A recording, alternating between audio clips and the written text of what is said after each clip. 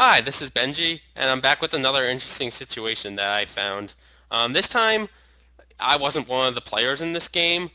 I was actually commentating on this game at the time that it happened. The game is between Alan Simmons and Sue Tremblay, and it took place at the BMSC this year. Um, and as you could see, Alan just played Todd for 18 points, taking a 12-point lead. And the purpose of this play was clearly to set up his H. This is a pretty interesting play in its own right, but if you want to learn more about it, Jessica Quizzical actually has her own video on setup plays, and one of the plays that she discusses in it is this play. I'm going to put a link in the description to this video, so check that check that video out also if you want to learn more about this Todd play. But what I actually wanted to discuss was the play after this for Allen. Sue just plays something normal here, which is fine. Quackle likes whining a little bit better, but that's not really what I want to talk about right now. What I want to talk about is what Allen does. It's something that I wasn't expecting at all. So if I were playing this situation, I would probably just play EH for 46 points since my setup didn't get blocked.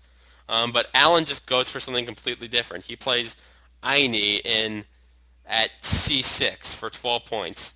When I saw this play go down, I was very confused. I didn't really know why he didn't play EH, but after I thought about it a little bit more, I can see what he was going for. He wanted to clean up his rack and score and save this scoring spot for next turn. Um, this scoring spot didn't get any easier to block, so he felt safe in saving it for a later turn. The lesson here is that just because you make a setup, you don't have to automatically use it right away the next turn. Um, it's still just as valuable for Allen later in the game now, if not more. He has a lot more potential to draw into plays here. He can draw a bingo on this line. He can draw something like eh-ing. He could just draw a five-letter H word that scores more than eh.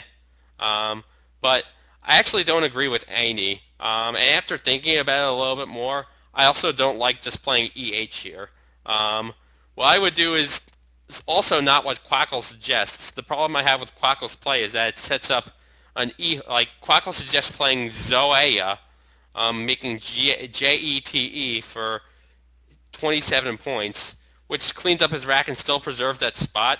But the problem with that is that it entices Sue to play at 09, hooking Zoea with an E, blocking Allen's setup play. But after thinking about it a lot more, I actually think that the best play here is Zoea, the same word shown here except with the E at the end for 28. It's very unlikely that Sue's going to be able to play at 09 for a lot of points. She would have to play a seven-letter word with an E in the second spot, and that just seems pretty unlikely given the tile pool. And if she does something else, if she plays like a four-letter word or a five-letter word in this spot, she's just not going to score anything. And Allen's going to be ahead, and he's going to be able to play somewhere else for a lot of points. So I think that was the best play to clean up his rack, score a lot of points, and also save the spot for next turn. I like the idea that Allen was going for here. I just would have executed a little bit differently, having thought about it a lot more. Um, Thanks for watching this video. That pretty much wraps up my discussion on this play.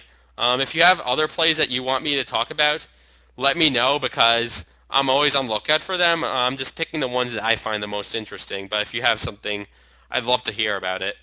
And let me know if you like this feature. I'll keep doing these if you like them. Thanks and have a good night.